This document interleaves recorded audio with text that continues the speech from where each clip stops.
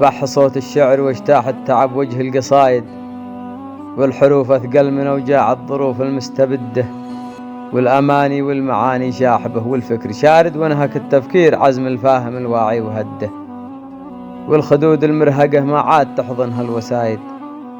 يوضع الإنسان همه في الوسادة قبل خده،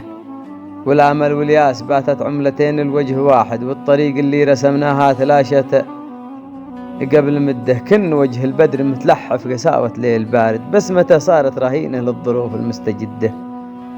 كاتب الأحداث ما خلى على التاريخ شاهد، دون اللي يعجبه واخفى الحقيقة خلف يده، صور الواقع سراب وحافظ المعروف جاحد، كل مشرق نور صوت العقل شاف الجهل ضده، والحوار اللي جمع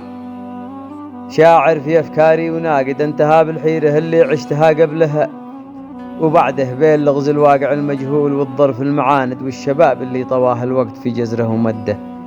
عشت في غربة وعزله لا رفيق ولا مساند، بين ظرف وواقع انياب الوحوش المستعدة، الجروح البالغة برهان الإنسان المجاهد، والعقول سيوف يصقلها الزمن في كل شدة، السكون يهدي إعصار التنافر والتباعد، والشكوك تلوك فكر اللي فقد أمسها وغده، والظروف القاسية تغتالنا والحلم ساجد، والنفوس آمالها متعلقة بالله وحده، والحياة اللي تراودني لقاها غير وارد،